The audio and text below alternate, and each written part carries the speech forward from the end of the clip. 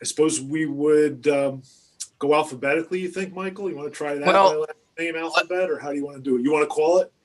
let me call it, and if I miss somebody, please get to me at the end of the list here. So I have Randy Milano from the city of Albany, Sue Barton from Saratoga Springs, Chris Wallen from Schenectady, city of Rensselaer, I think it's Katura, Vix, Joe Seaman Graves from Cohoes, Andrew and Krishik and Steve Strickman from Troy, Sean McGuire from Town of Colony, Peter Comenzo from Rotterdam, Rob Leslie, Bethlehem, Laura Robertson, Niskayuna, John Scavo, Clifton Park, Jamie O'Neill, Malta, Adam Yilgelski from East Greenbush, Liz Cormos from Boston Spa, Mike Valentine from Saratoga County, Bill Anslow from Albany County, Mark Constiglione, CDRPC.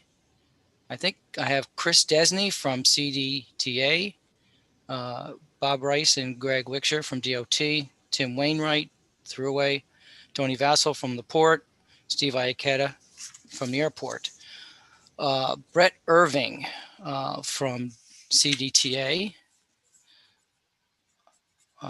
Jen Saponis from CDTC, Mark Sargent, Creighton Manning, Kerry Ward, CDTC, Fred Mastriani, GPI, Sandy Misowitz, CDTC, Jesse Vogel, Creighton Manning, Alexandra Hart from Village of Colony, Andrew Tracy from CDTC, and Mike Burns.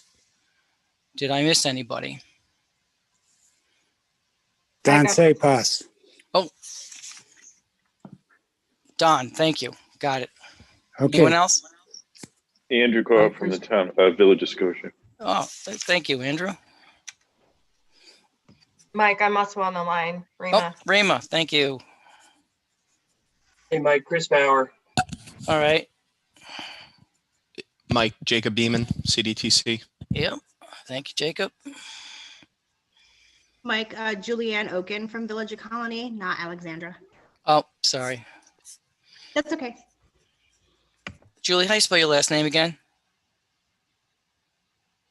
O-K-U-N as in Nancy.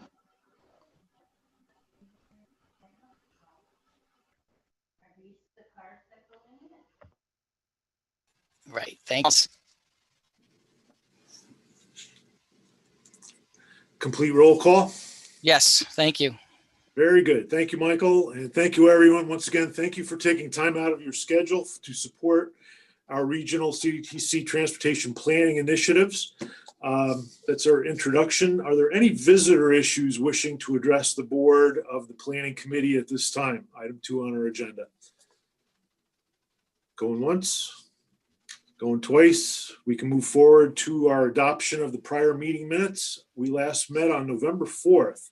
Seems like a century ago. The minutes were distributed, paper and electronic. Thank you, excellent staff support on this. We should entertain any revisions to the minutes and they would be officially posted. Are there any suggested corrections, revisions, or clarifications to the November 4th minutes? At this time, we would entertain those and then we could vote to adopt the minutes. Is there any correction to note?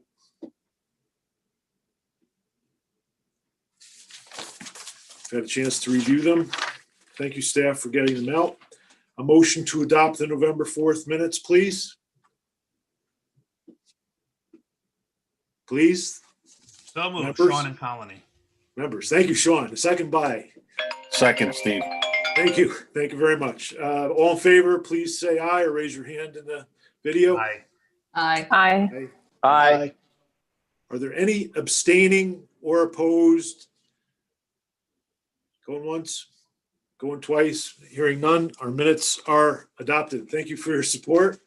And the protocol is still, please mute when you're not speaking to preserve our bandwidth.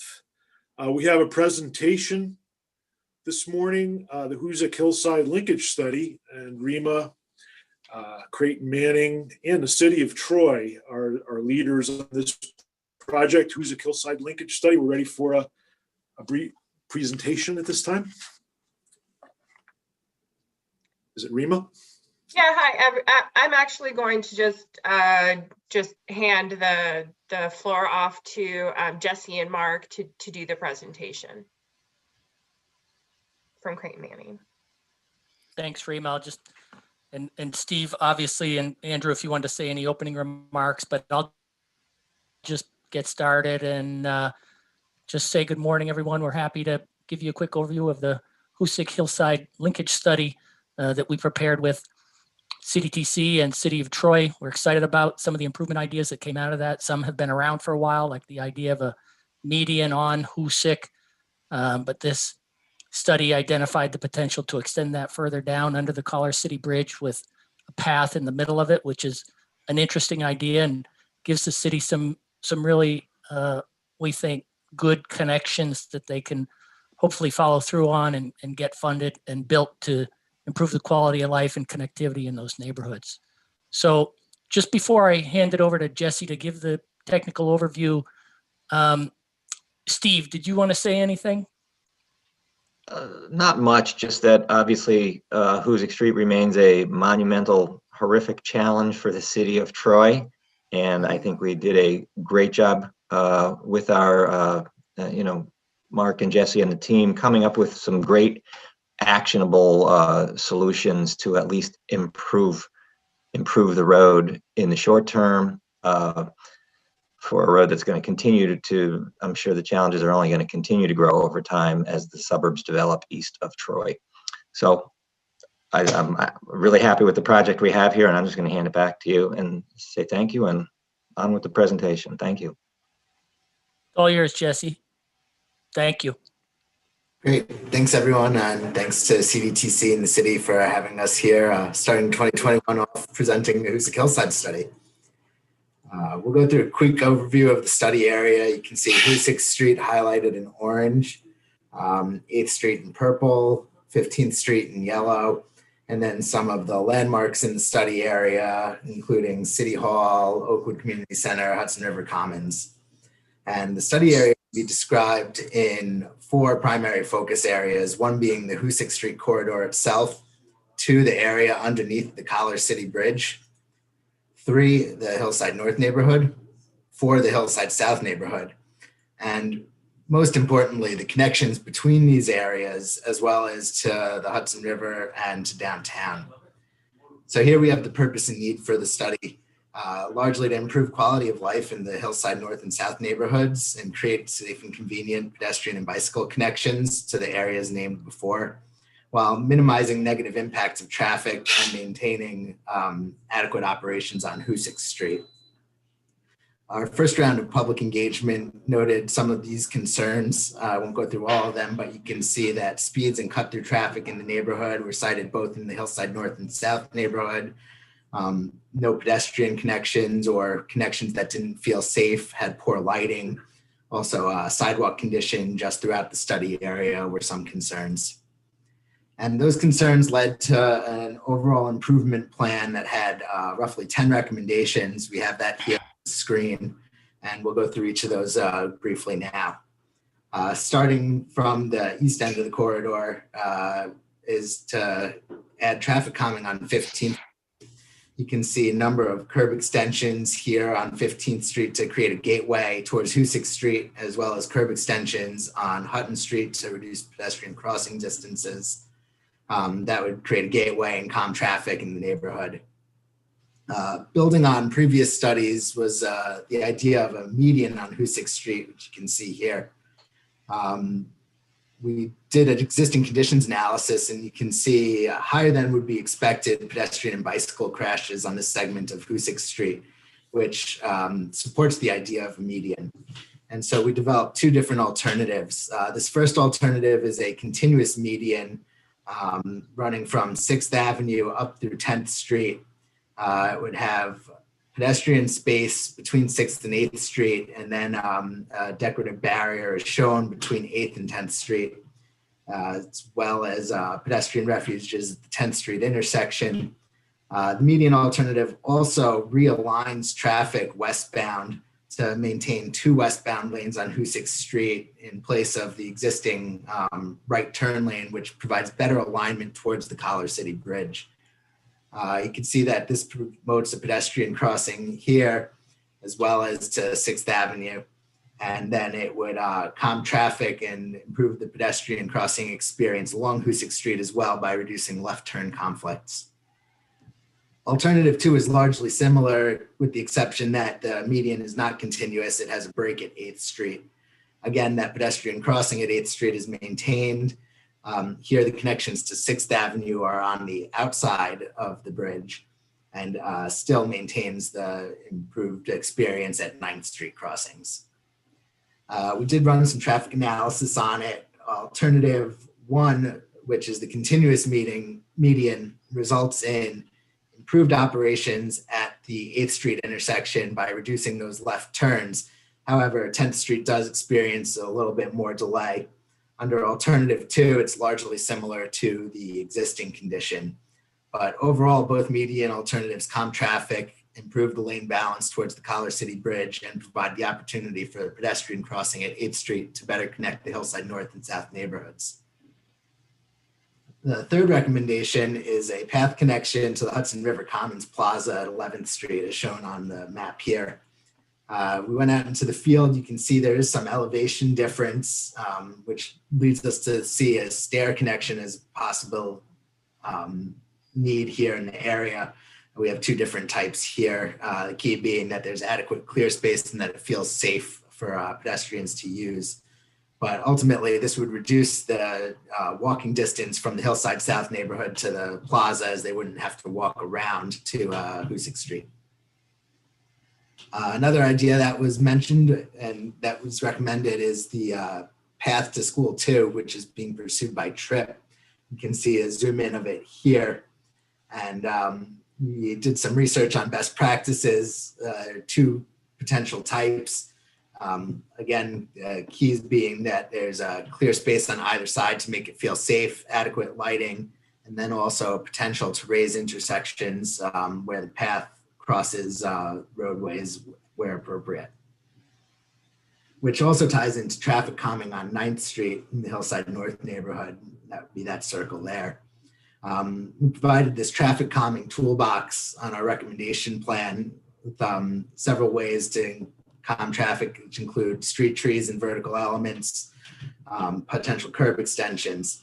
But on 9th Street, the median alternative will reduce cut-through traffic by eliminating that left turn. Also, 2-way traffic is known to calm traffic, and some of these select tools could also be applied should the city pursue them.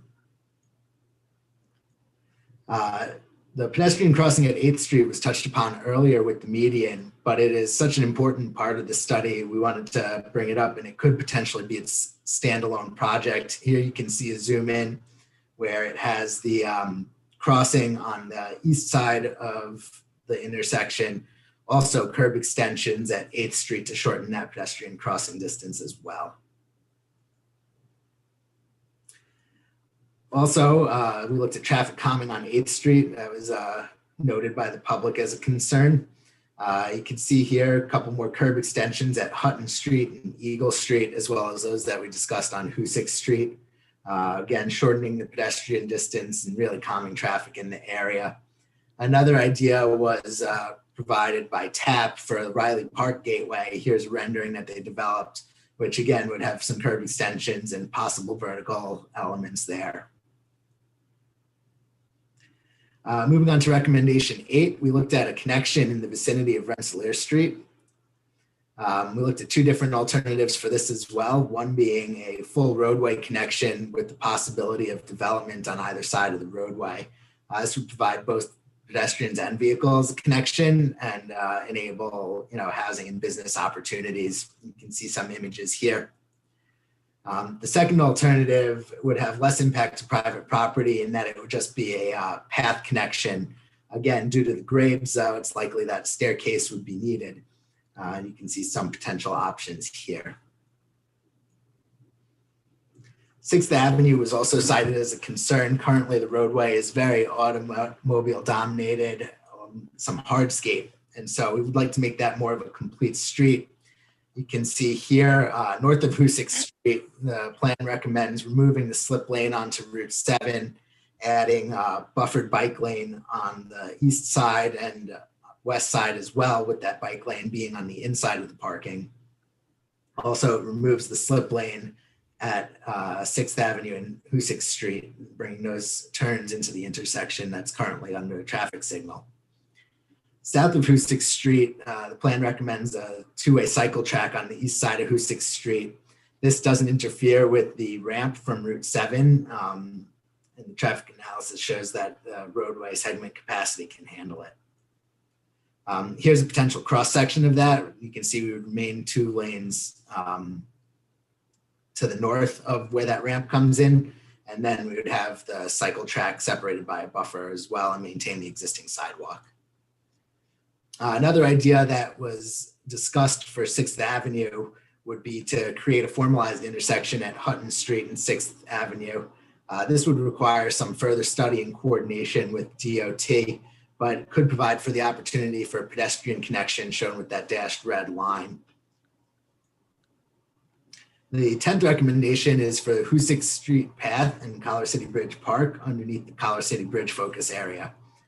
Here you can see an overall plan with a number of active uses and a path running up the median.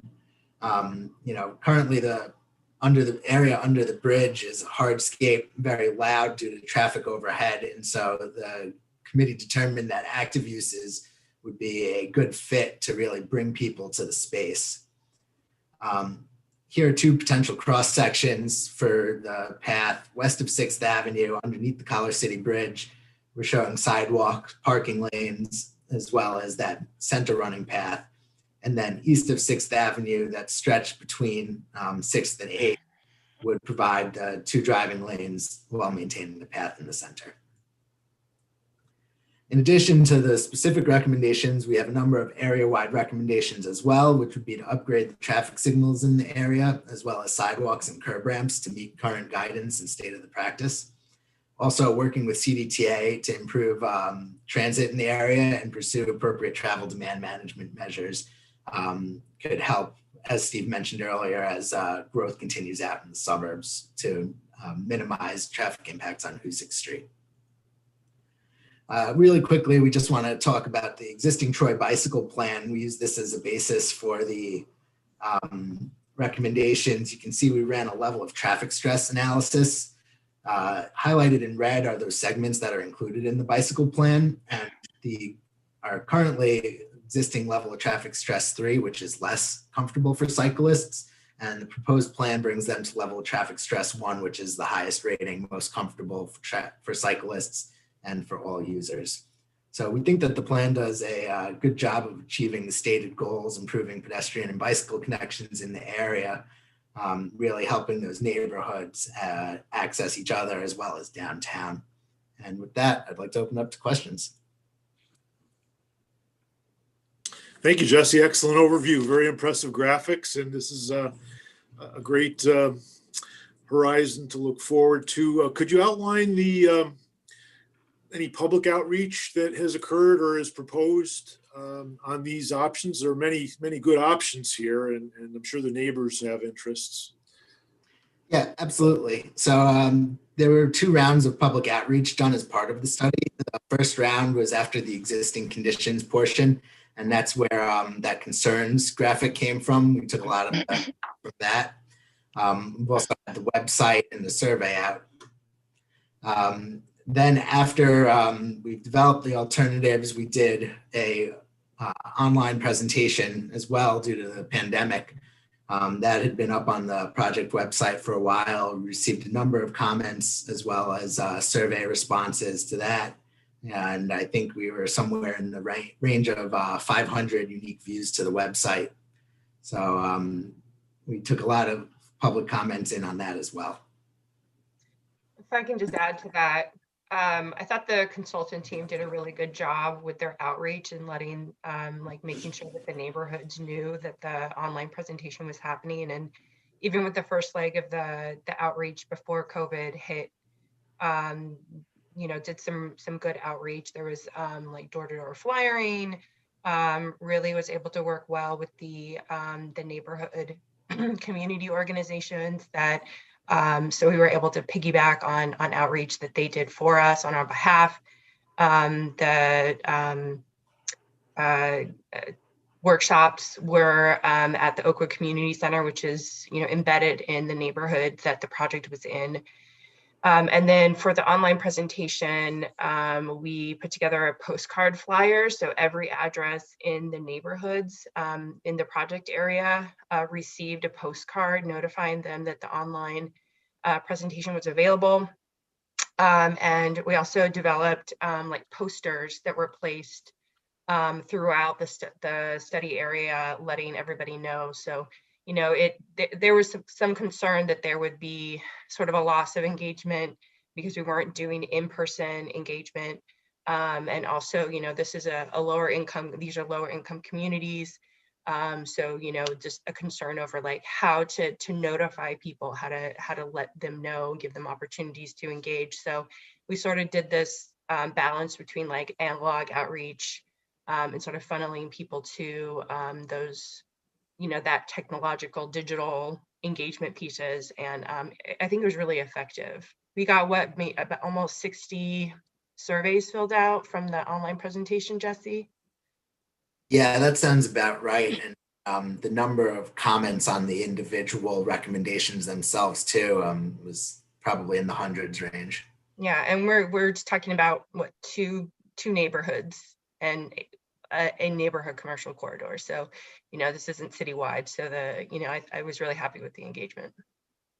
Note on that, the results were very good considering what initially was thought of as a limiting factor, not able to have people physically in place. But with the ability to review and submit comments on your own time, I think it proved to be a very valuable lessons learned going forward, that just the physical grouping in person place is necessary at times for a synergistic response, but at the same time, for review processes, this really served the purpose very well. Yeah, I got a sense from the comments from the, the draft alternatives or, the alternatives presentation that like people were really were able to sit down and take the time to really digest it and formulate reactions to it. That maybe they wouldn't be able to do if they were in like an open house, forum, like in-person open house or something like that. I have a question, Jesse Spillanzo. Do you know what kind of a budget you're talking about construction? And part two is there money available to actually move forward? So there were cost estimates included in the report. I don't have those figures on me, and I don't think anything has been funded yet. The report does include some potential opportunities for funding, though, and sources that the city can pursue in order to get these projects funded. Yeah, Jesse, you nailed it. The only thing I would add to that, the costs were itemized by project and included the breaking out the path under the Color City Bridge separate from some of the park improvements. So the median and path could be progressed separately. It was several $1 million. It did involve moving curb and incorporating on-street parking where it doesn't exist today. So some of the parking that would be removed as a part of the active uses would be replaced by on-street parking. But the costs are in the study.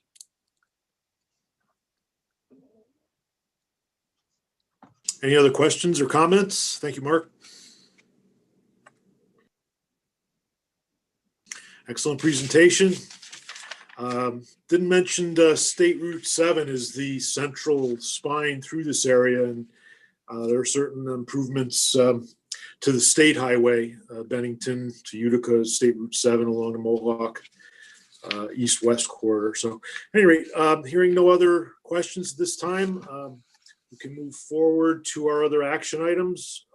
To item 4 is the fiscal constraint discussion, tip summary table 4, which is a running story we visit every meeting, and it's updated. And Mike Franchini will lead us on this. Are you ready, Mike? Item 4, table 4. Yeah, Steve, thanks. Jesse, could you switch the host back to me? Sorry, I just switched it to Jen, I think. Okay. Uh-oh.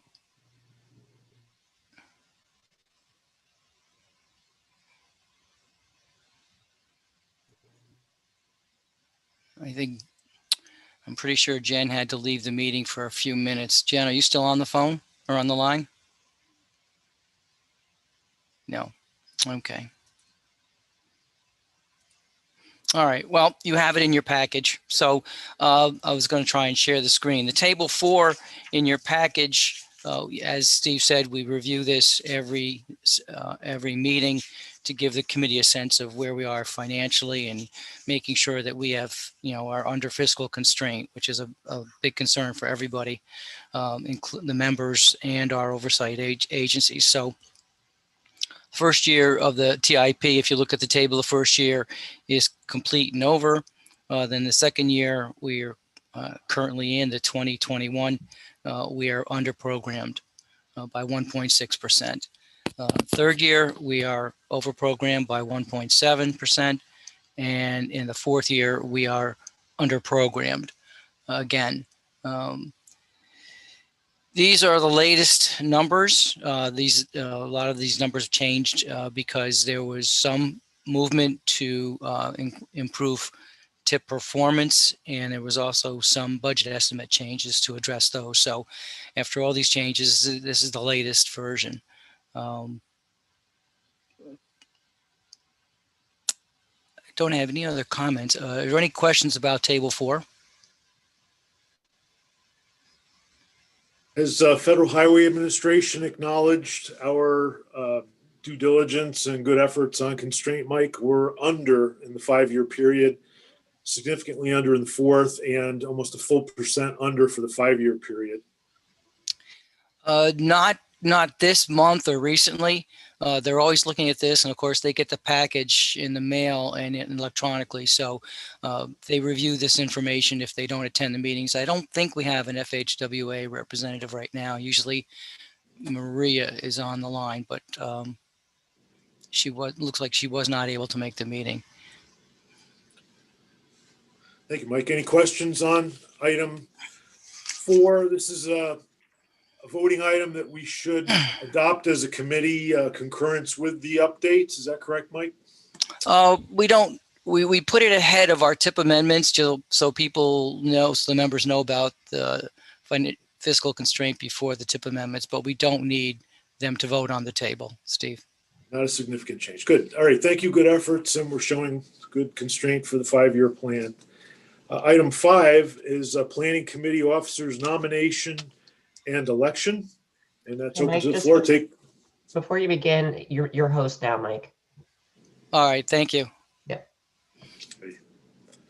Okay. So every January planning committee meeting, we the planning committee members nominate and elect new officers for a 1-year term.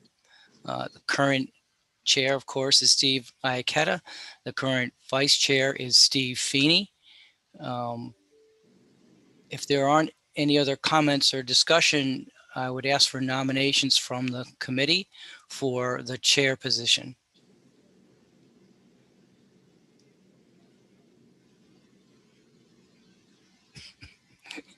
Anyone, please?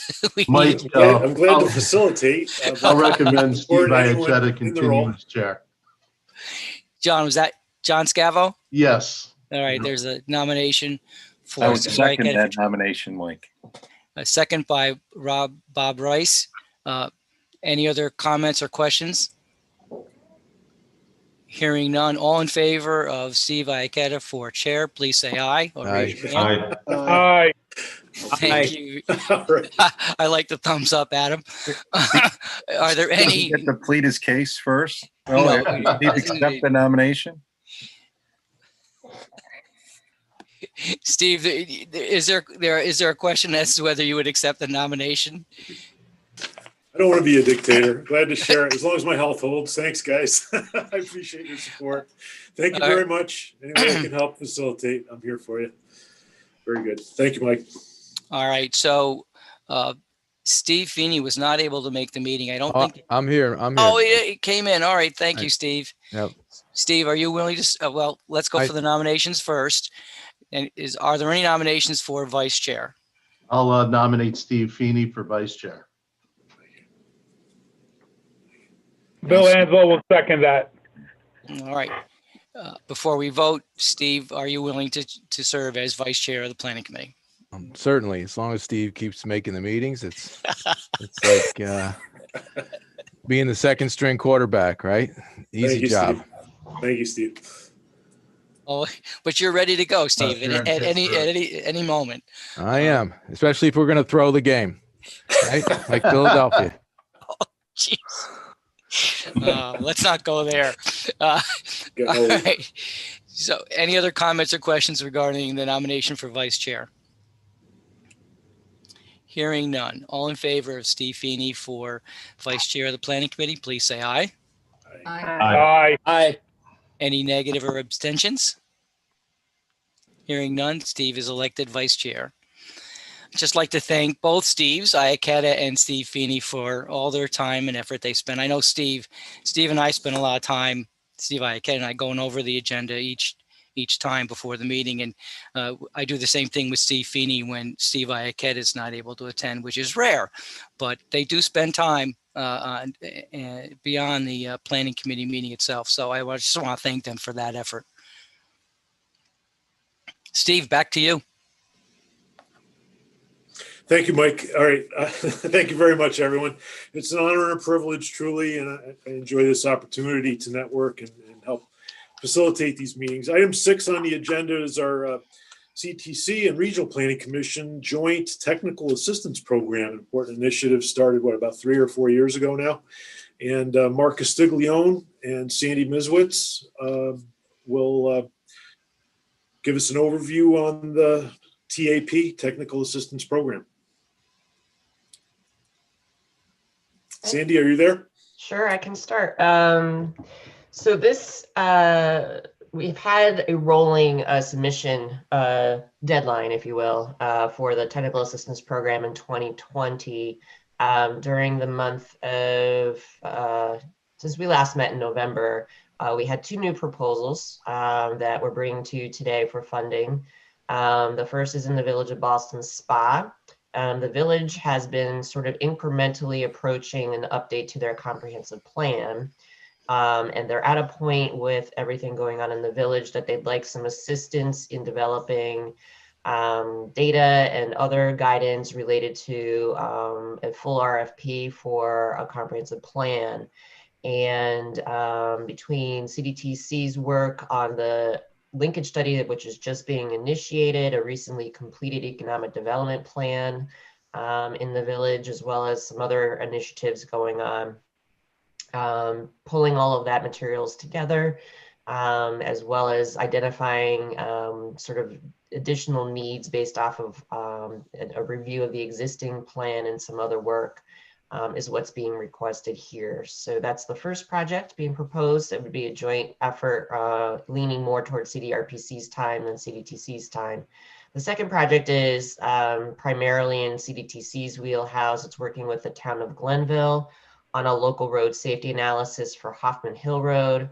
Hoffman Hill Road is a road that ends lies between County Route 59 and Wolf Hollow Road. Wolf Hollow Road was closed to traffic as a result of one of the flooding incidents related to one of the hurricanes. So there's been additional traffic on this very rural road, and there's some concerns about safety. So we will assist the town in just doing a safety analysis, looking at the crash data, going out there and doing a safety assessment, and just sort of identifying some recommendations and next step for further analysis.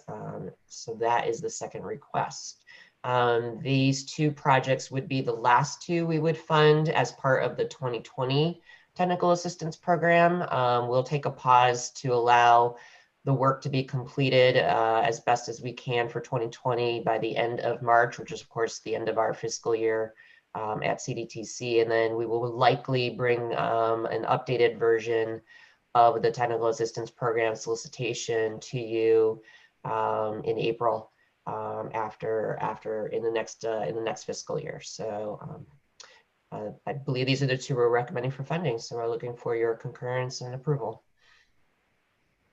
Thank you, Sandy. Any questions for Sandy on the proposed TAP for Village of Ballston Spa and Town of Glenville as outlined and in your agenda? Are we ready to vote Steve, on it? Or, yep. If you Mark? don't, if Oh, you hi, don't Mark. mind, I Thank just you. wanted to point out the Ballston Spa project in particular, I think is a good example of how we hope the program would work, in that, we would provide some services initially to get projects ready to then go after, more significant funding and, more technical work with private consultants.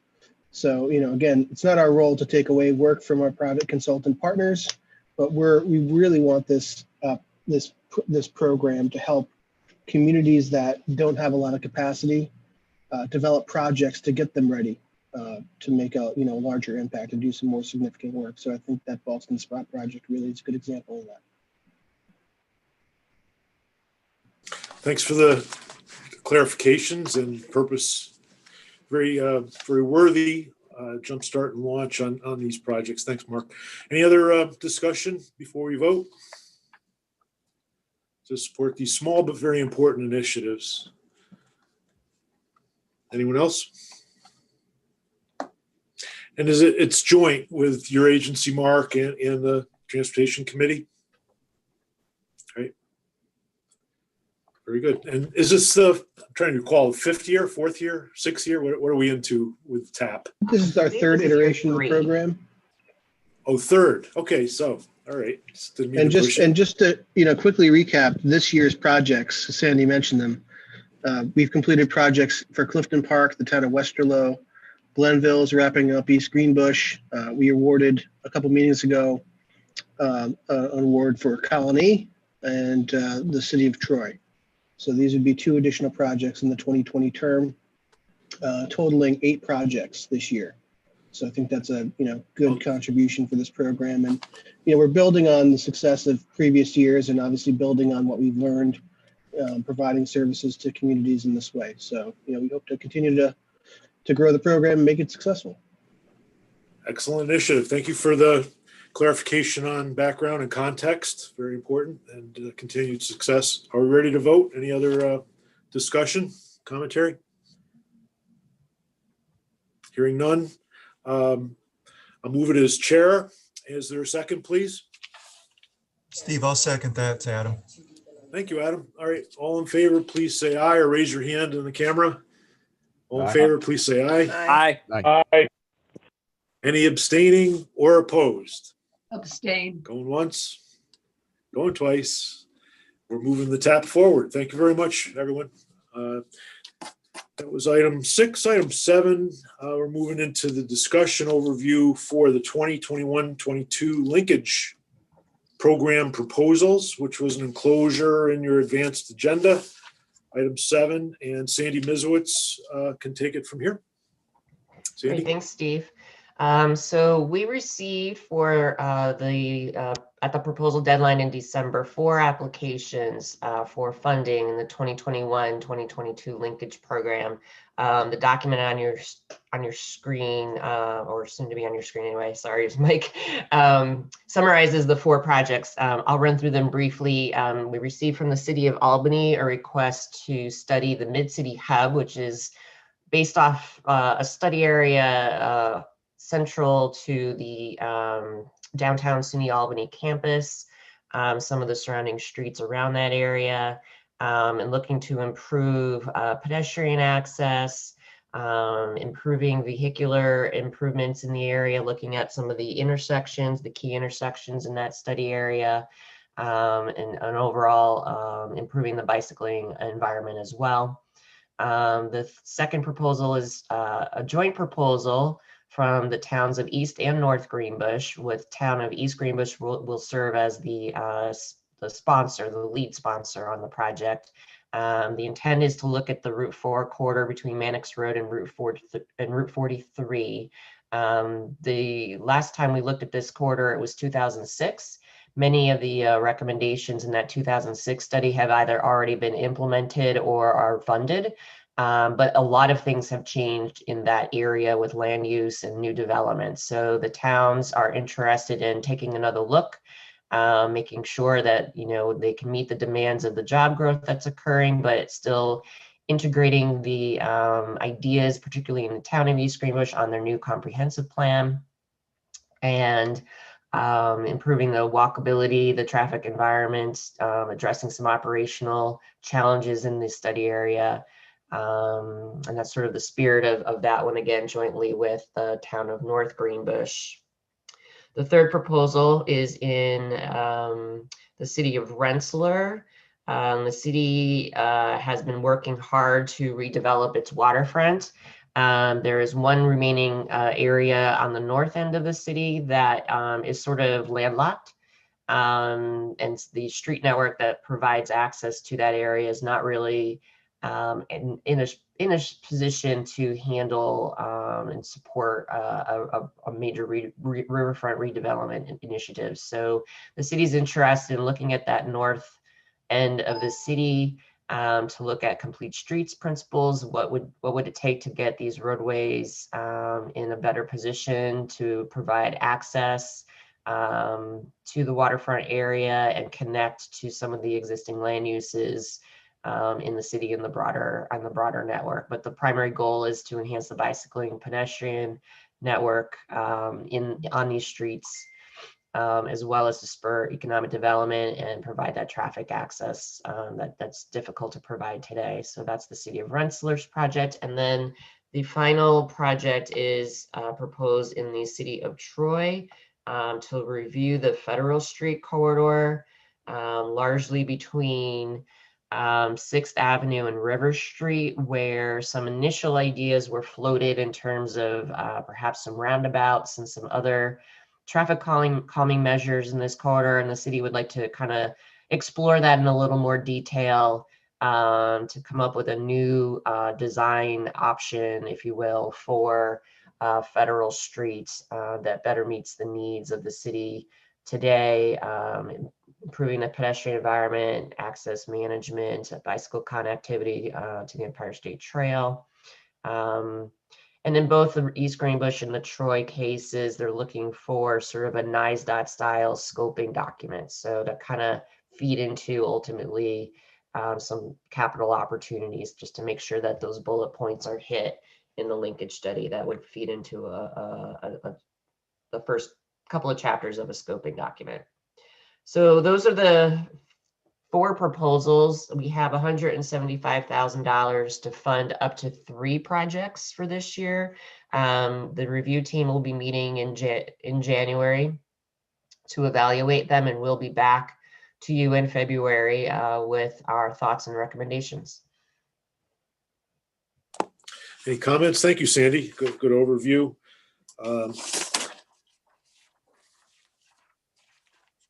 Any questions for Sandy on the update for linkage? The state announcement of the Empire Trail System is a first in the nation worth highlighting.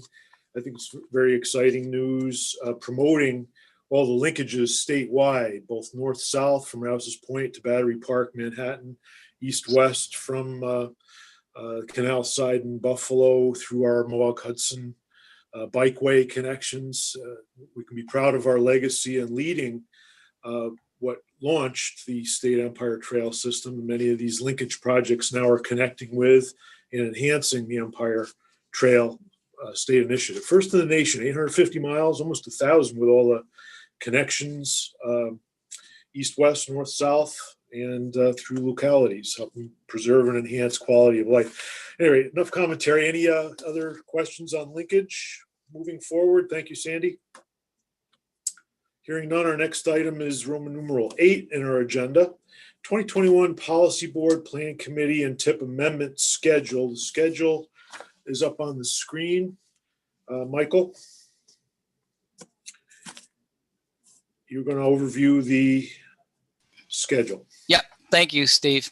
So on the screen, I put the 2021 meeting schedule. This is that time of year in January where we send out the schedule for our members so they know exactly when our meetings are scheduled, when tip amendments are due, and when we send out the mailing agenda. So there are no unusual changes this year so far at this point.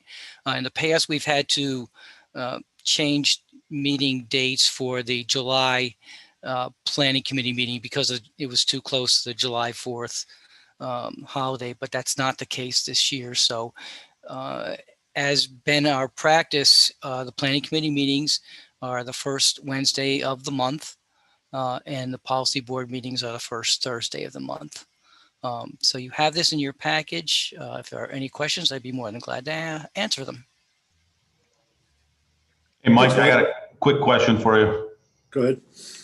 Are you guys putting any plans in a place for, let's just punt on 2021 like it's 2020, but are you thinking of upgrading some of your technology so that going forward, maybe we could have a hybrid meeting where it's in person and this system, or are you going to go full back in person only? Because we have some time to put that in place. I mean, I like the option of being able to be here or be there. I don't see any huge difference either way. Yes. Short answer, yes. We've been talking to other members, and other members have been talking to us, and even with our other meetings, we're getting the sense that there are people, there are attendees that like to have both, as you said, Chris, to have both in person and virtual remote meetings and have that option. So I think we already have that technology. We've done it once for an administrative and financial subcommittee meeting. So I think we have the technology with our display board and we had to get a microphone for that so that people in the room could hear, so that people remotely could hear the people in the room. So I think we have the technology right now to do that. The question will be basically when. When are people going to be comfortable, and when we should even have the in-person meetings? Hopefully, I mean, there's so many questions that need to be asked, but I would hope that sometime this year we could offer an in-person meeting, even if we have to social distance, have at least the option this year, but have both options, like you say, the hybrids. Okay, thanks, Mike. You're welcome. And just my 2 cents, we're all waiting with bated breath to see what the final rules will be in terms of open meetings law and notifications that are needed. The old rule was that you had to publicly notice your location and make it accessible to the public if you were participating remotely. And that is an extremely onerous proposition when we've all become used to this very easy Zoom world now. So that's what we're monitoring at CDRPC. Right. No, it's a big issue, Mark. You're absolutely right. I mean, what we've done now is we are live on our YouTube channel, so that people who want to attend the meeting or at least listen to the meeting can, go to our YouTube channel and not participate, but at least hear what's going on. So that's our situation now. Thank you. Any other comments on the schedule? We can look forward to a full year, 2021. Hopefully improved health and vaccines all around. All the healthcare workers are getting their vaccines. Stage 1A, what are we in? 1C or 2A? Where are we? Vaccines should change our world sometime this spring or summer, hopefully, to revisit in-person meetings and so on. Next, item 9 in our agenda is the TIP application evaluation update, which went out in the advanced agenda, Roman numeral 9. And Michael and Sandy are key staff on this. Do you want to open it, Mike? TIP Sure. Application evaluations, draft scope of work schedule. Everything's nicely labeled in our handout. There it is on our screen as well. Right. I'll just brief opening here. We felt that this was time to take a look at our TIP application evaluation process before what we hope or we think might be a scheduled beginning of a TIP update at the say the fall of this year and into next year. So we started this internally and we developed 3 teams in 3 different work areas. And I'll give the meeting to Sandy to talk more about those 3 teams and those work areas. Great, thanks, Mike. So the document on your screen sort of summarizes our approach to this. With the adoption of new visions, it afforded us the opportunity to, make sure our TIP process aligns with what New Vision says, number one. Number two, staff internally, has sort of debriefed on just our, internal process, how we're getting applications submitted from our sponsors, how we're communicating and coordinating data analysis internally, and then also how we're presenting it back to you folks and the public. So we felt that the 3 areas we identified in this scope of work were of the highest priority to try to tackle before we embarked on the next TIP update, like Mike said, probably expected to begin likely at the end of this calendar year, end of 2021. So I'll walk through this briefly, the scope of work for the 3 teams, if you will. The first is a web-based application.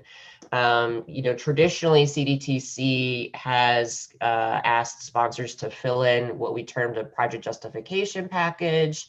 And it was a lengthy sort of word-based document that had a lot of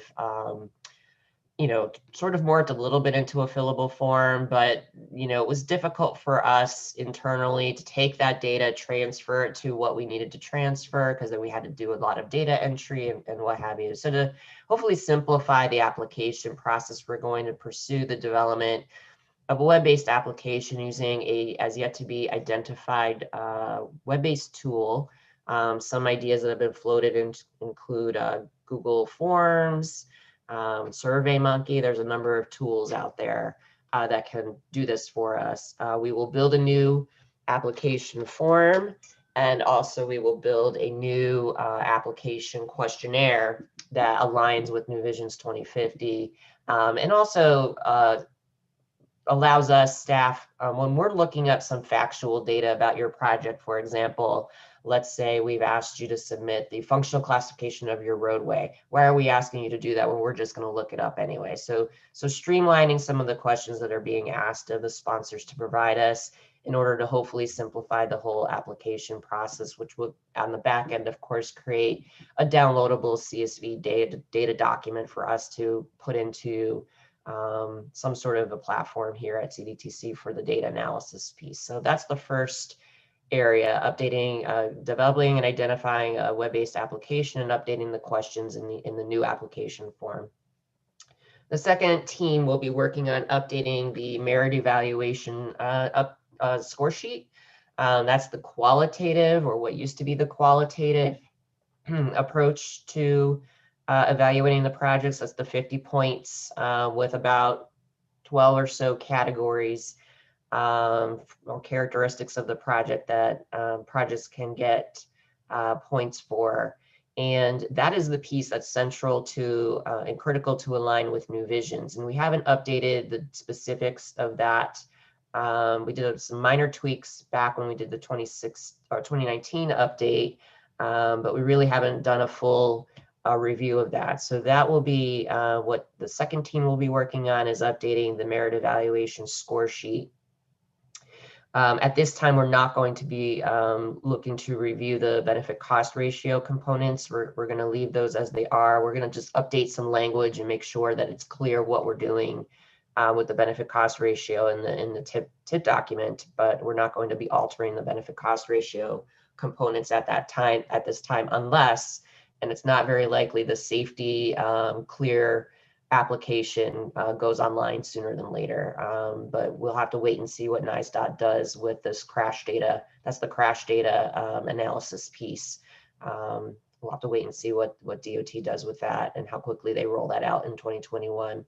And then the third area is sort of largely internal to CDTC, but somewhat external in terms of the product that we provide Planning Committee, Policy Board, and the public to review as part of the evaluation process. Is how we're sort of managing the evaluation data. So internally, how we're sharing information when there's a change to or an update to an application because there has been a clarification, how we're communicating that, how we're storing the data, what those project fact sheets are going to look like, what those project data tables, the evaluation data tables are going to look like that we provide to you. Those are all things that we're also going to be updating internally in hopes of developing more user-friendly outputs from the evaluation process that will be easier for not only you folks, but the general public to understand. And then the final piece of this document sort of talks about our schedule of how we're going to approach this. So this meeting obviously is our first opportunity to discuss this with you. If you had any initial thoughts to even what I just described, feel free to jump in today. We'll be back to you in February to kind of give you an update on where things are at and get some initial feedback from you on some initial work. We'll brief policy board in March on what we're approaching here.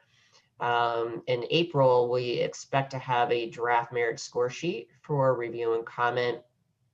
May's meeting would handle the application and sort of the data pieces, the fact sheets and the data tables, and with the goal of concluding all of this by the September policy board meeting. There's going to be approvals needed from planning committee and policy board at the end. So we hope the bulk of the approvals will happen in July and August planning committee meetings, and then ultimately the policy board in September, so that we're ready should there be, whether there's a stimulus or not, or whether, we go through the traditional tip update process in the fall. We'll be ready to hit the ground running with our new procedures in place. So the bulk of the work for planning committee will be at the April and May meetings, where we'll have the draft material for you guys to really review and dig into with, a revision provided to you in July and August, ultimately for approval. So that's the high level overview. Mike, feel free to jump in if I missed anything, but hopefully this will help, demystify the TIP evaluation process a bit and allow you folks an opportunity to have some input into what we're showing folks, how we're showing it, and also making sure that we align our TIP programming process with New Visions 2050, which is really a key point of the MPO planning process.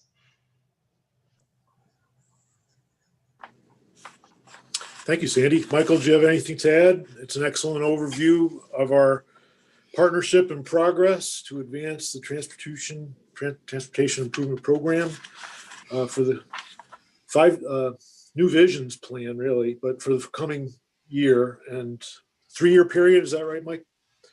Usually it's a 3-year period, but we, obviously work very closely with DOT on that decision. So, that's why we're saying 3 years, but that has not been confirmed yet with DOT, and their plans. The only other thing I would say, Steve, is, like any other document in any other process, we're always continually looking at improving it. And some of these things really do need update, not just because of New Visions, but because of things that have changed.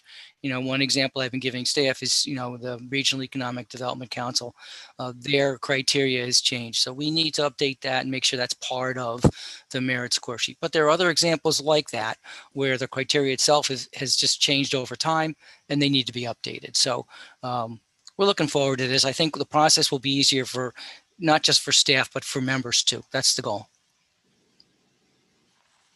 Go ahead, Steve. Is it a couple initial comments? Sandy, as this goes on, particularly the merit evaluation, the difficulty seemed to be in what constituted a preservation project, and a lot of debate of what that scope and the submittals. So I'd certainly be interested in how.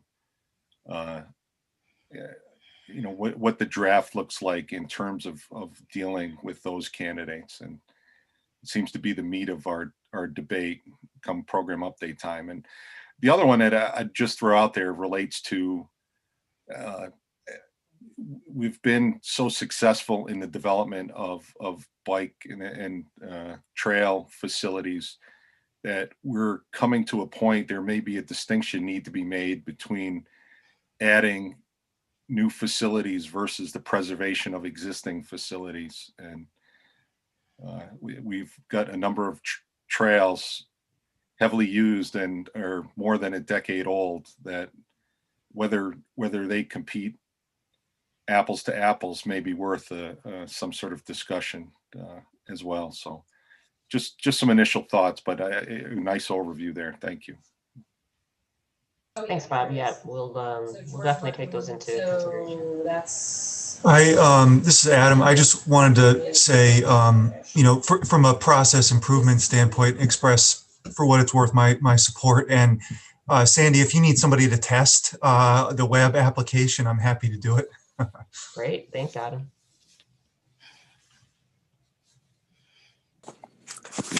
Thanks, Adam.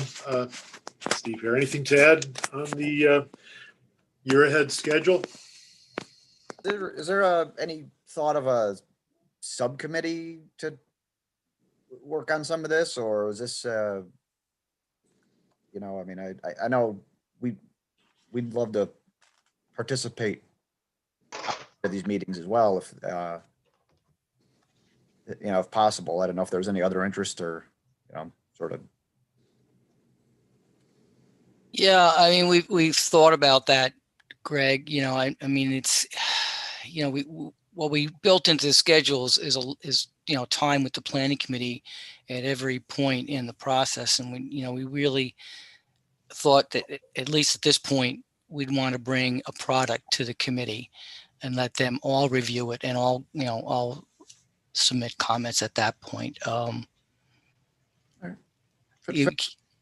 Right now it's internal to the staff, and the staff, because it's really our responsibility anyway to bring that product to the planning committee. All right, fair enough. Just a curiosity. I wasn't sure if it was thought about or not. I mean, we'll accept input, obviously, when we always have, but anytime, not just at this meeting. So, if you have later on after this meeting, if you think of something, please send us an email. We're all in for input. I mean, so send us your comments if you think of something later on or in between planning committee meetings, anytime. Oh, sure. Yeah.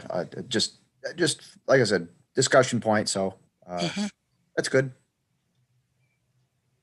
Thanks, Greg. I'd offer also the planning committee has always been the workhorse for policy board, and we can add meetings if monthly as proposed. Skipping the policy board meeting months doesn't appear adequate, and we get into some detailed issues as we have in the past. That's always worked. From my view, at any rate, we can offer a good member. All members should be equal and have equal opportunity for input and discussion, and we are ruled by consensus.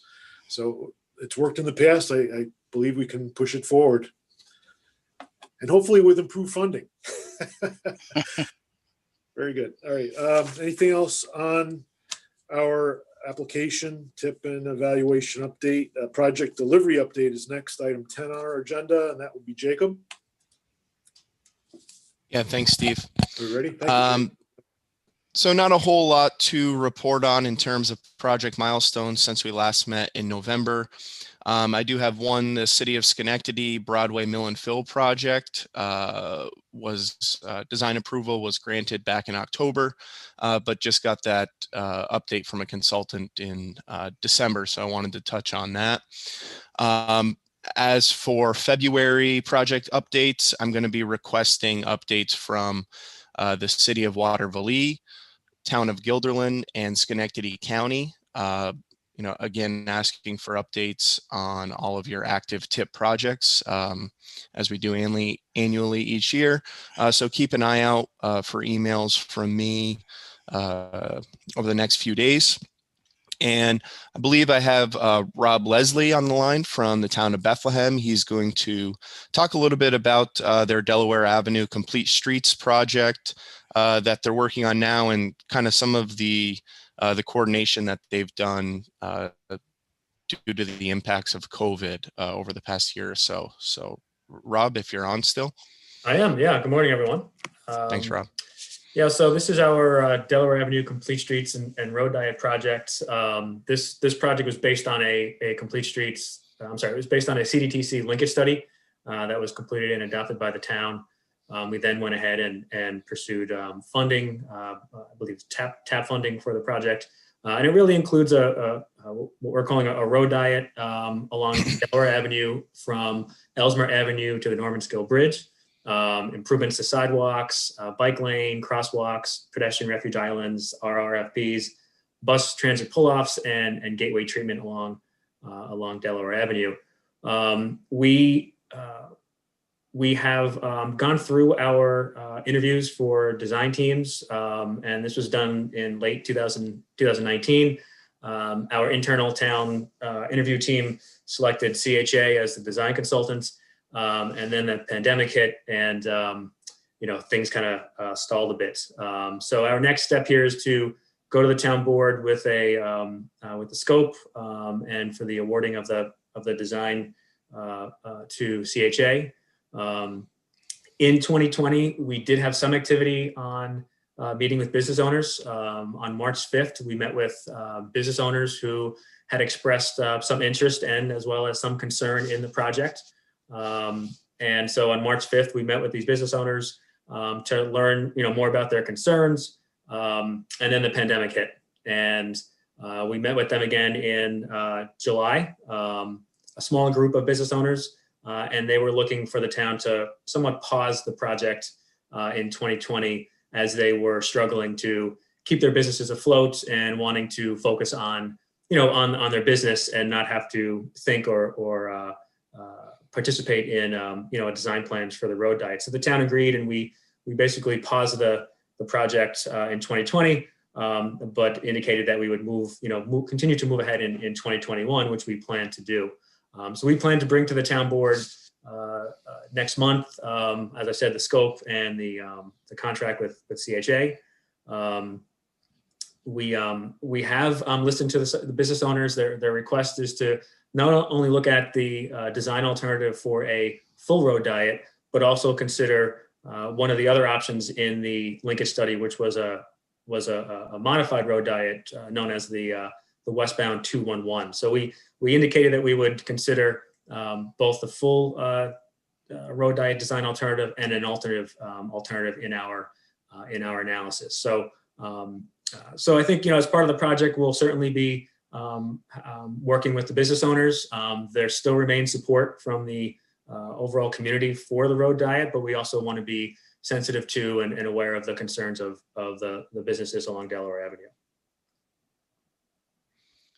Thanks, Rob. That's great. And, of course, we're happy to hear, how you guys are coping with the COVID situation and how that might affect the implementation of projects. So, if anyone else on the call, has any kind of unique ways that they're dealing with projects through all this, feel free to let me know. I won't ask you all to present to the committee, but, as staff here at CDTC, we're interested to see or hear from you all how kind of COVID is impacting moving projects forward or maintenance or anything like that. So thanks again, Rob. And I guess, as always, I'll finish it up, for any of you interested in our project tracking, our most up-to-date project tracking spreadsheet is posted on the website in the meeting materials. So feel free to check that out and send me an email or an update with any kind of recent project updates that you or a consultant may have. Thank you. Yeah, thank you, Jacob. That's an excellent transportation planner's toolbox item on the website. And I encourage everyone to visit that often. And thank you for excellent staff input on that. Next item up is 11, DOT project delivery schedule. And is that Bob or Greg? Bob, are you ready? I think Greg's going to share his screen here. Okay. Thank you. Yeah. Let's see. It says I can share it without, unless someone made me the host already. I just made you host. Got ya. It's Mike. Got ya. Let's see here. I figured. So anyway, but not much has changed. Here's our letting program for this state fiscal year. The Skyway is going to get relet here in a month. After it came in high the first time around. And then the Carmen Road project, we're still carrying it for a May letting, but that may slide a little bit more while we work through some final right-of-way issues and arrangements for the second roundabout at the 890 ramp. There's some driveways that we have to figure out how to, did the driveways dump straight into the roundabout? Did it end up with a shared driveway that, so we're working through a few little last challenges, but that's still moving forward, full steam ahead. I guess in other news I can mention we continue to see very high number of bidders on many of our projects, which is phenomenal for competition again. We were getting very used to the 1 or 2 bid projects, and the competition isn't there. So one of them, this Route 2 project, had 10 bidders, and we saved over 20% from our estimate. So it's nice to be seeing some bid savings again. So hopefully that continues into the new year as well. Any questions for me on any of these? Greg, I was just wondering on the Albany Skyway project, do you know what changes were made in the letting that might reduce the cost? There was a few things we've taken out to, in coordination with the city, shade structures. I forget what else was. Greg, I can speak to that a little bit. Some of the lighting along the fascia was changed, and sort of the concrete, the method for the full depth of concrete. The city, we had discussions with both the people that bid and did not bid on the project before, as well as working with the city to make it essentially, and then with Federal Highway, we had to go back to do a reevaluation of the NEPA determination. So which to mean fundamentally to the user that the impact should be very minimal. It should be the same user experience that design approval was granted on. So working with Tim O'Donoghue at Federal Highway, all the modifications were made with that in mind to really not change the end user experience. So it worked out good, but a lot of them were in construction techniques and letting the contractor have some more ability to dictate methods as opposed to prescribing them. So it was a good effort between the multiple agencies and Federal Highway. Bob, this is Andrew Kreshik. Just curious, depending upon this round and prices that are received, what is the de minimis acceptance of change of scope? Well, not necessarily change of scope, but construction changes to the Skyway that will be acceptable for transfer to the city and use? There is understood that there is no room in remaining in the budget. One of the items is a change order item that's got a few $100,000 in it, but there is it could open up a whole nother debate if these next round of bids are high and there's not something to be added there. We've worked with the city of Albany to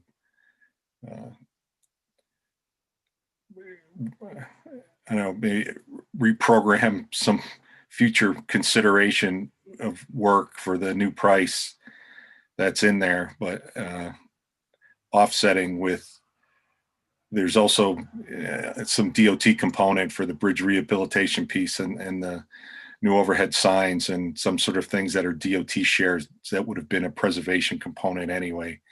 So everybody is well aware, depending on what the bids are here, it could be back to the drawing board, or hopefully we see a little more competitive environment and we are able to award it. But we were very particular as soon as even the other bids were high, we needed to go back to the drawing board. We were not going to come back to this committee or look to DOT sources to add money that wasn't there to the project. That wasn't an option. We looked, like I said, to rescope it, and but we would not come back to the committee looking for additional funds if this is over again. I don't know if that answered your question, Andrew, or not. It does. It does. I mean, that was very purposeful. When we didn't come back looking for a tip amendment for additional funds that way. We knew we needed to rescope the work. Thank you. Hey, Greg, Bob, quick this is- question. Are you seeing any supply chain issues on heavy equipment and structural? We're seeing significant delays that are allegedly COVID related. Is your agency seeing similar allegations by contractors for many months delay?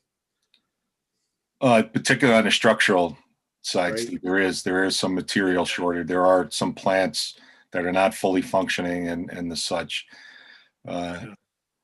Material doesn't seem to be gravel or asphalt or anything, but certainly things that are structural in nature are there are some supply issues currently.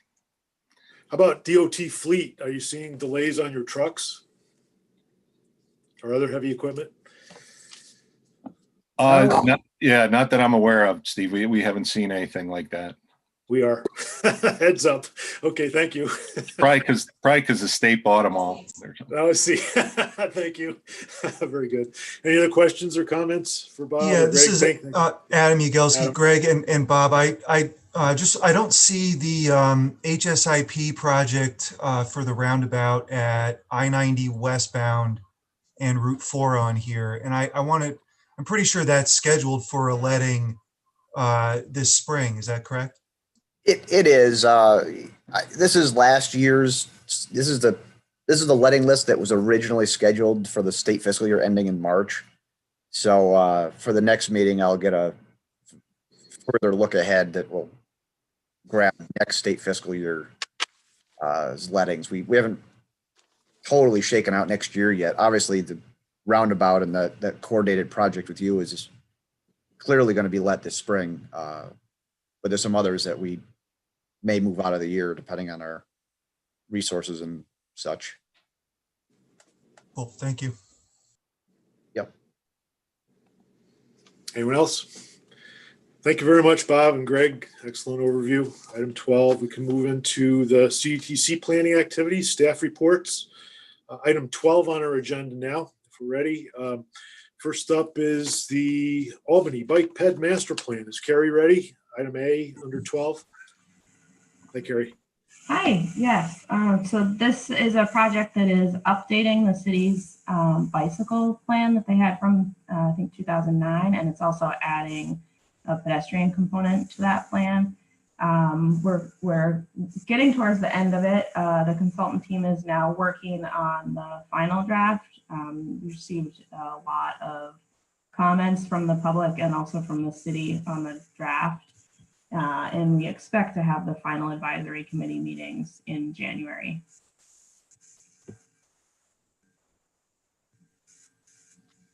Very good. Any questions for Carrie on the Bike Ped Master Plan? Be an important product to help guide us forward. Next up is Jacob on the Boston Spa Bike Ped Master Plan. Jacob. Thanks, Steve. Yep. So the Village of Boston Spa Bike and Ped Master Plan, we're looking to implement some bike and ped recommendations in the kind of central business district of the village, as well as some potential recommendations for connections to the Zimsmith Trail. Way back at the end of October, our consultant selection committee chose the team of VHB and Planning for Places to be the consultant team for the project. Through November and December, we've been working to execute the contract, and consultant contract was finally executed in late December, just before the holidays. So right now, I'm working to coordinate with VHB on officially kicking off the study, which we'd hope to do with kind of a project team meeting in the next week or so to officially get the project started. So still in the early stages, and excited to get this moving in 2021. Thank you, Jacob. Any questions or comments on Ballston Spa's Bike Ped Master Plan? Good overview. Thank you. Next up is the Manan's Land Use Regulations Update. And Rima, are you ready? Item C. Yes. So the Village of Manan's land use regulations update, the REI went out in early December. We selected a consultant. We're finalizing some budget details, and I'm expecting we'll be able to execute the contract in January and then launch the project January or February. Since we haven't finalized yet, I don't know, Mike, can I disclose who we selected, or wait on that? No, let's wait on that. Greg, could you switch the host back to me, please? Oh, I switched it to Carrie because she was starting to talk next, so sorry. Oh, It's a hot potato we pass around. really?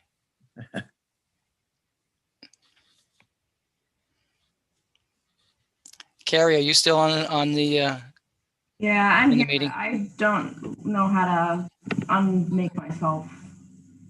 host. Go to the three dots in the top by Mike's name and just say, go down to make host. Gotcha, thank you. All set. Thank you.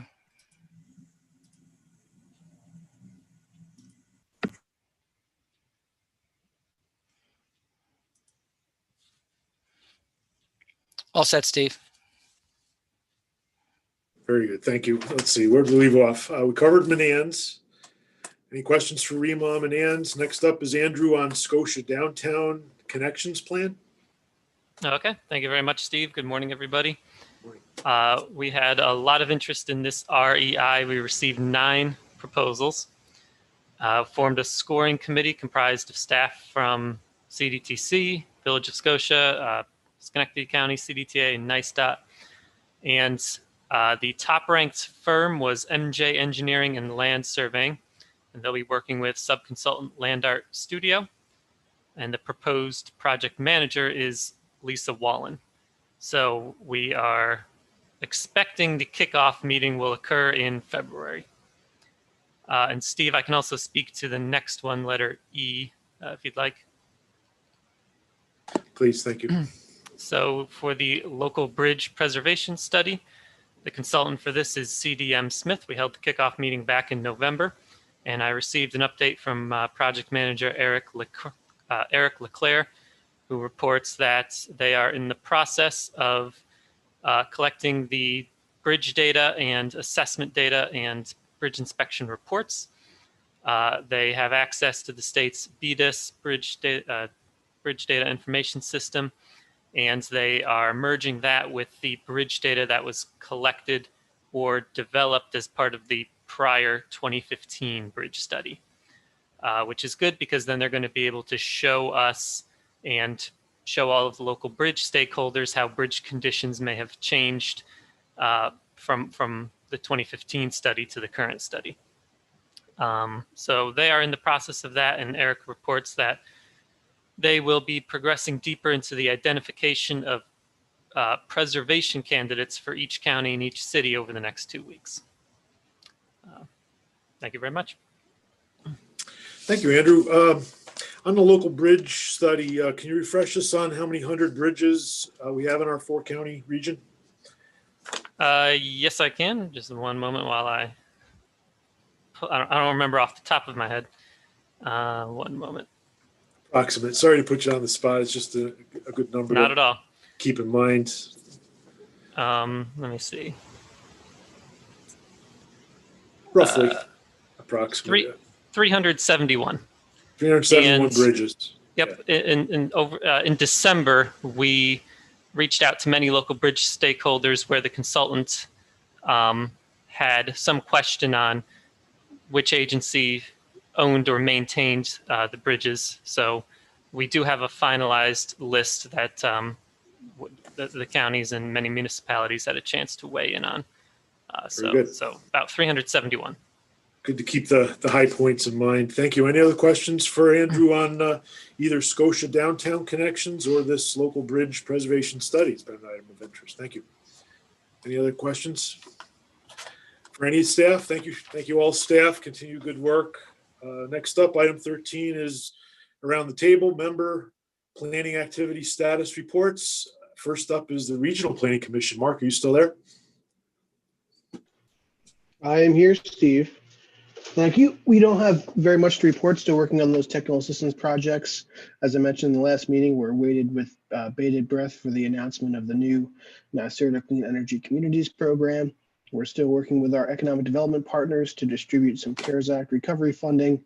And the census was completed, and we should have more information about that at some point in February of 2020 as we gear up to do a variety of things to process the data, including population projections and other things that we do in partnership with CDTC with the decennial census data that we'll be working on in 2021. Thank you, Mark. Any questions for Mark? And thanks for mentioning the census. I'm always interested in that. You've only had to say it at every meeting for the past 2 years before I remembered I'm to sorry, mention it. Mark. All right, I won't bother you again. Steve, I've got a question. Go ahead. Hey, Mark. So is 2021 for the census mainly going to be used to analyze and compile the data? We're really not going to get. Should municipalities expect to be able to use data from the census this year, or is it? So we're in an interesting time with the census, but historically there are preliminary numbers that are issued, and then through the course of the year, those numbers are then finalized. As we know, the decennial census numbers are used for reapportionment in congressional districts. That's a big thing in the initial step. Organizations like ours, who are the regional points of contact for the U.S. Census, will be provided some of the preliminary data to take a look at, but it's not. Typically, it's closer towards the end of the year when we will have final census numbers from the 2020 census. Okay, so if any planning studies are going on now in 2021, planners and municipalities shouldn't expect to be able to use the new data until the end of the year, or to see the new data, some type of final data until the end of the year. So yeah, that'd be a safe bet. There's a lot of new technology in play, but there was also, an unprecedented pandemic, which potentially would impact the quality of the census data.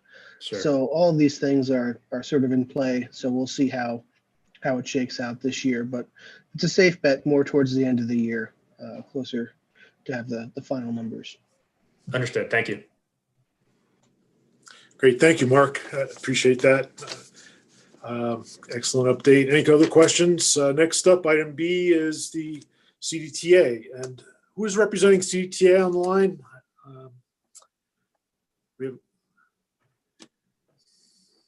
I didn't hear Ross. Anyone else for CDTA?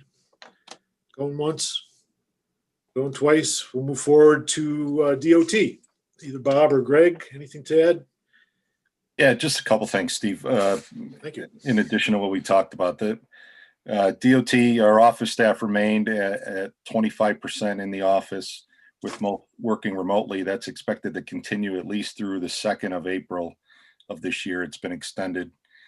The Christmas Day, I mean, not in the 4-county area, but Greene County got hit pretty hard during Christmas time with the storm. We still have 2 locations where emergency contractors on site where roads are closed. 1 bridge and 1 road that was washed out.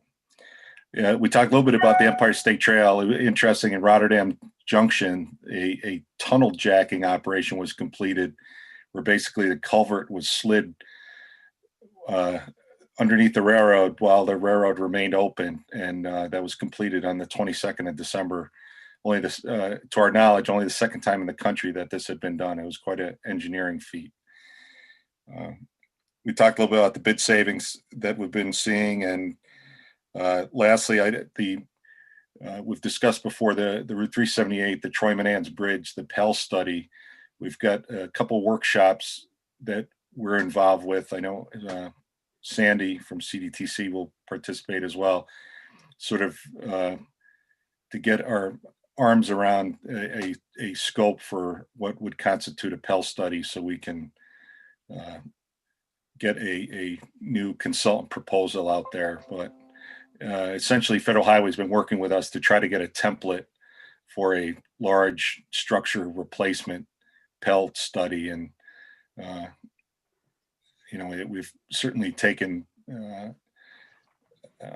their offer to help out with this and to make the scope something that's usable and a document that helps progress the project. So that starts at the end of the month and will progress into February, and so hopefully by the spring we'll be able to put a scope out for that Pell study. So that's what I had, Steve. Thanks. Excellent. Thank you, Bob. Appreciate the overview, and congratulations on engineering marvels on the trail. That's outstanding. Good news. I know that's been a topic at our table in prior years. Any other questions for Bob or Greg at DOT? Any questions? We can move forward. Next up is Throughway Authority. Is anyone on from Throughway Authority? I went through the list. I didn't. Good morning, everyone. This is Tim Wainwright. Oh, that's right, Tim. I'm sorry. Go ahead. That's okay. I guess the big news is that, back in November, we went live with our all electronic toll collection, and that's going well. Right now, for our construction, we have a little bit of a lull during the winter time. We're from a maintenance standpoint, we're fully engaged in our snow and ice activities. And then things will pick up more from the construction side in the spring. I think that's about it, unless anybody has any questions. Any questions for Tim? Thank you, Tim. Yep, grateful. Very good. Next up, Albany County Airport Authority. Yours truly reporting. We're still pretty much in a holding pattern with less than half of our normal aircraft operations daily and about a third of the passengers. The holidays had some peaks, and we're hearing reports of full aircraft, but we're still pretty much impacted by the pandemic. So cargo is our bright light, with improvement of 20% in landed weights over the prior year. So much more is being shipped by air. Our projects for this coming year include a full 8,500 by 75 foot taxiway asphalt rehabilitation project. It's about $5 million worth of asphalt, known as Taxiway A, and connecting taxiways. We're progressing our master plan. In February, we'll have both policy and technical regional advisory committee and technical committee meetings on the 20-year master plan for airport connections. We're also, continuing preservation projects around the airport. I'd be happy to answer any questions. We're hoping things will improve this year, 21. Next up, Tony Vassell, you're on for the port. Okay, thank you, Steve. Excellent, Steve mentioned my name's Tony Vassell. I'm the Maritime Business Development Manager at the Port of Albany and Rensselaer. And first of all, happy, safe, and healthy 2021 to everybody. Hopefully it's going to be a lot better than 20. And speaking of 20, we were up around 22% on ships and barges for last year and 25% on tonnage. And we're a break bulk port, so we don't handle any containers. So considering everything overall, interesting, difficult year, we did pretty well. We began a marketing effort which called the winter port concept. The Great Lakes are closed due to winter, and we identified or have identified two pieces of business. And the first ship from Brazil with 42,000 short tons of steel slabs arrived at the port. She'll be in for 6 days, loading rail cars going to Eastern Canada. And the steel slabs go into all kind of different steel processing, automobile parts and everything like that. Then next month, we're getting one with around 22,000 tons from Mexico. So those we're taking advantage of the lakes being closed. Another item pretty much in the wind is offshore wind. Albany is heavily involved in a lot of proposals. We have NDAs or non-disclosure agreements, which do not permit us to cover it in depth, but we are in the thick of things. And lastly, the supply chain was mentioned earlier. Talk about the international supply chain and containers. We don't handle any containers, but the supply chain really has been in difficult straits. What's going on is terminals, the ocean terminals are clogged. Out on the West Coast, LA and Long Beach, two of the largest ports, the two largest container ports in the country, have 20 ships sitting outside on the water waiting to come in to be discharged. And what's going on is all the orders for the retail and online retail are coming in, and they don't have any chassis for the containers. And what's happened also is you used to move a container from the Far East or China to the US for $1,500. That's now $3,500, a $2,000 increase. And the result is that you had an export load from the United States going to the Far East. It was around $1,500. Now what's happening is the carriers are refusing that. So an exporter can't move his product. They're moving that empty out to the Far East to China and moving it for that $3,500 load coming back to the US. So, warehouses are full.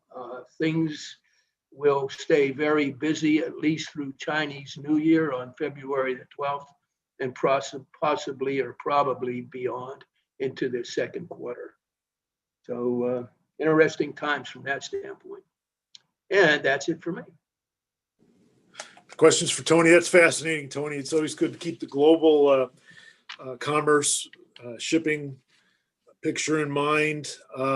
You were up thawing 20% Arctic. too. Are you seeing ships going across to the west through the new opening there? I'm hearing about the new passage, what's called the Northwest Passage. Have you had any freight come that way? No. In fact, pretty much they've given up on it. Our Stevenson terminal operator, Federal Marine Terminals parent company, is FedNav, based out of Montreal. And they were working on that, and they still are. And it's a long-term type thing.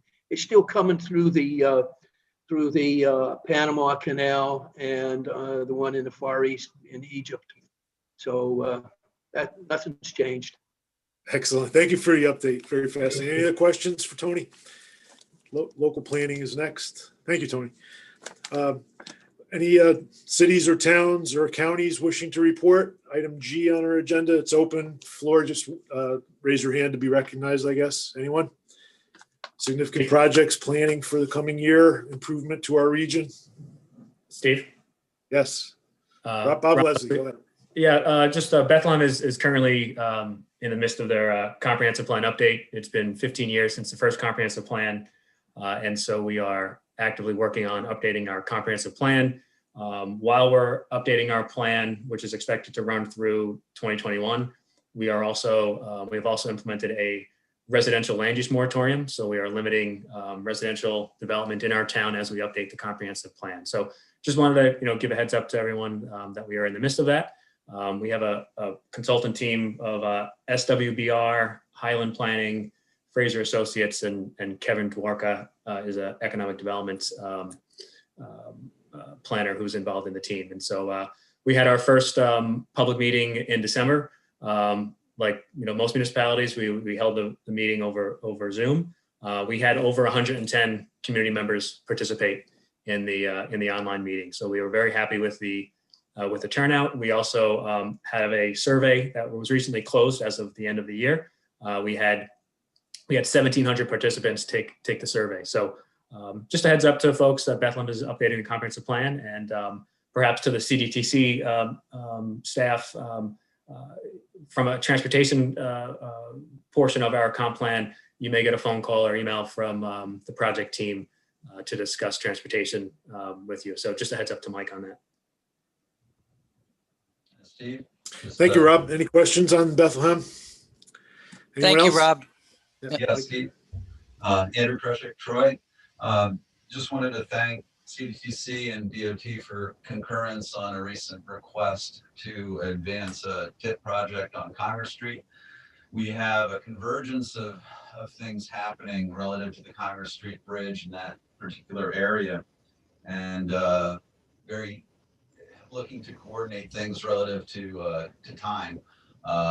As people might have seen in the papers and such, Penrose Development out of Pennsylvania is looking to demolish some old housing authority Taylor apartments to rebuild, and then have over the course of a few years totally redevelop those apartments on the waterfront. As we conclude or continue a study with Watervliet relative to the bridge, and then looking to possibly realign the bridge to a grid pattern as it comes into the city limits, that would ultimately provide connectivity to the phase 2 element of the South Troy Industrial Road construction, and looking to extend Monument Square development south into more of the city, into its southern downtown elements. So as we continue, more to come.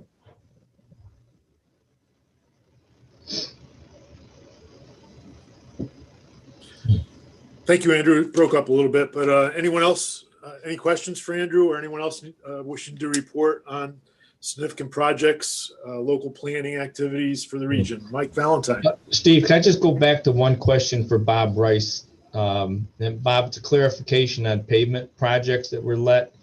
On the Northway segments in Saratoga County, there were 2 of them. And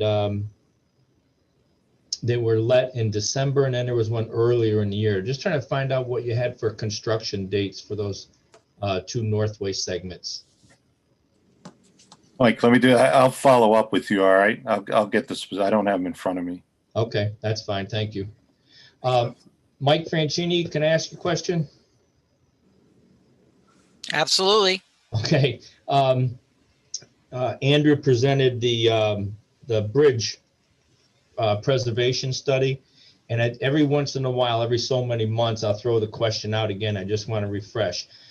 This, remember the last time going through, there were things that came about when with applications made and bridge projects going forward, and then only to find later on that the bridge in itself, what needed to be done was more than what we looked at defining as preservation.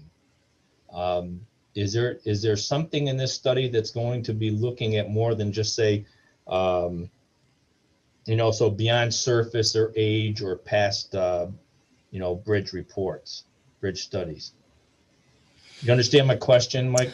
Yeah, I do. I mean, I think, the consultant has been instructed to look at, all repairs that currently need to be made on the bridge. So I think we're sensitive to the idea. We want to make sure that the members have the complete picture.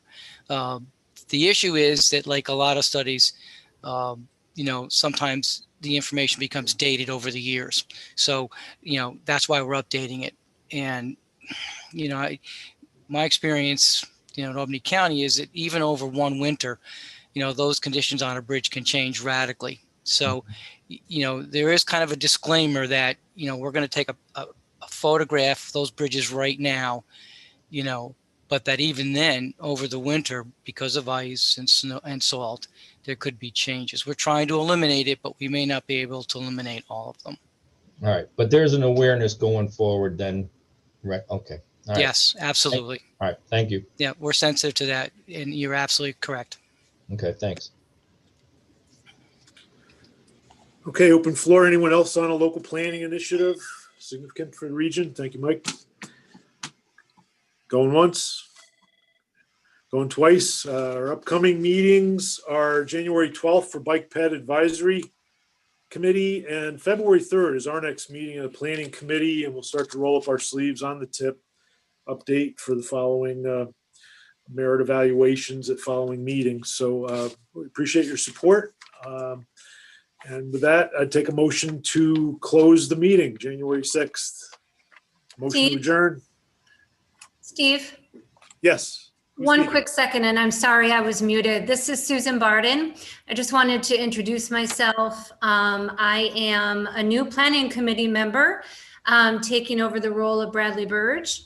I've been with the city as planning staff for the last about dozen years, so I look forward to working with you all. A lot of information today at my first meeting, so I'm a bit overwhelmed, but hopefully next time I'll have some more to contribute and maybe even a city update for you. Outstanding. Thank you. Sue Varden, you said, right? Yes. Oh, thank you, Sue. Appreciate you chiming in. Thank you very much, and welcome to the committee. Thank you. Excellent. So if you have any questions, please call or email me. Email is easier, but we could certainly, talk a little bit more about, what we do on the planning committee and give you, kind of a preliminary rundown if you'd like. I would really appreciate that. Thank you very much. Anyone else? Closing remarks. Appreciate your support, and onward and upward. Good health to everyone, and thank you again. Motion to adjourn. Motion. Second. Second. Okay. All right. See you in a month, people, on February 3rd. And thank you again for your support. Good health. Stay well. Thank you. Thank you. Bye.